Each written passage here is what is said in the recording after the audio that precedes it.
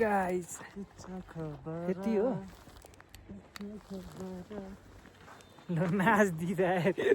काउरेली सम्झी हो ल नाच त नाच ल नाच यस्तो सिग्नेचर खोज अब त हामी फर्किन लागेको ल भन् लास्टै नै स्वर्ग भन्दा पनि दामी रहेछ अरू स्वर्ग खोज्नलाई कहीँ जानु पर्दैन तिमीले आइपुग्छ घोडामा आउन पनि सकिन्छ है गाइस पैसा गाँड छ भने हेलिकप्टरमा आउन सकिन्छ घोडामा किन आउने तर गाँठ चाहिँ हुनु पर्यो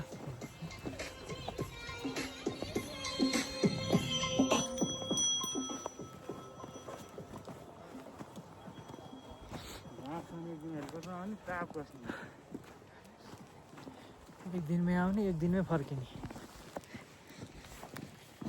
यसको यति मात्र खुल्ने रहेछ यार होइन त भुट्टा कस्तो छ त तिलो छ दामी छ कति घन्टामा आइपुगिस् त म ठ्याक्कै 4 घन्टा कहाँबाट पनि भन्दै नि त बेस क्याम्पबाट 4 घन्टा ठ्याक्कै ल्याएर माइक ल्याउनु बिर्सेँ नत्र हाम्रो आवाज क्लियर आउँथ्यो क्यामेरामा आइज न कहाँ जान्छ यो समात पानी हौ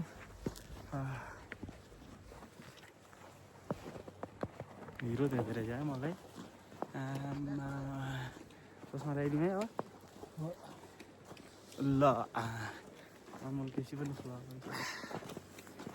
पानी खाइदिएर क्या अब पानी जीवन हो जीवन जल चाहिँ त्यहाँ छ जीवन यहाँ छ जल कालभरि छ के गर्नु खान सक्दैन थियो हौदाखेरि नि आइस आउँछ मुद्दा नि आइस निक्लिन्छ निल्नै सक्दैन क्या त्यो पुरै छोडिदिनु मन एक दुई गर्दाखेरि जीवन जल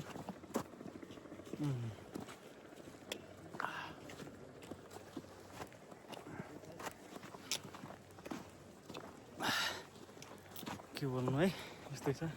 स्वर्ग देखिन्छ भने आफै आउनु हामीले भन्यो हिमाल छ जहाँ चाहिँ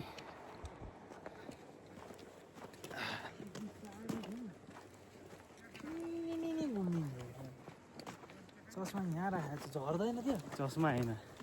भाडा हाल्यो खोइ यत्रो आउँदा झरेन च्यास छाम्दै आइरह्यो क्या टाइममा छ कि छैन भन्दै अन्त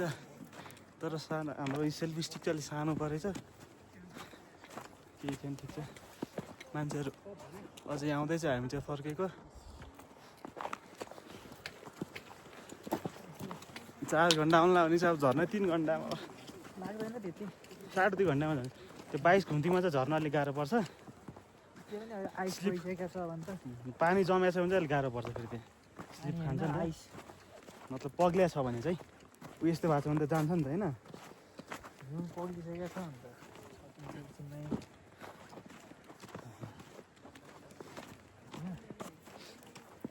यस बाटो चिनाउन यस्तो पोल राखेको छ देखाइदिए सधैँ युट्युबमा हेरिराखेको आज पहाडको बिचमा यार ल पहाड रे ए हिमालको माउन्टेन वरिपरि जहाँ हेरे त्यही यो हो नि त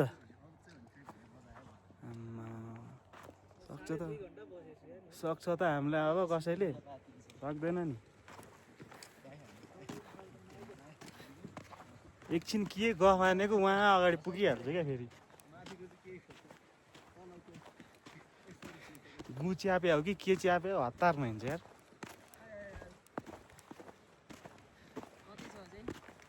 अब त 10-15 मिनट हो त्यही हो 10-15 मिनट चाहिँ अब त्यो सानो देखिरहेको छ त आरामले जाँदा अब आइसक्यो त्यो सानो हेर्नु त कालो छाना देखिरहेको त्यो ढुङ्गाको बिचमा त्यो त्यही हो चिया नि त्यही ताल त्यही ताल त्यही मुनि पछाडि छ त्यसको आइसक्यो हामी पनि यस्तरी सुस्त सुस्त बिस्तारै आयो 10-15 मिनट अब ल भाइ अब आयो भन्नु मेरो ब्याग किन भारी फिल भएको छ हौ मलाई भारी फिल भयो मेरो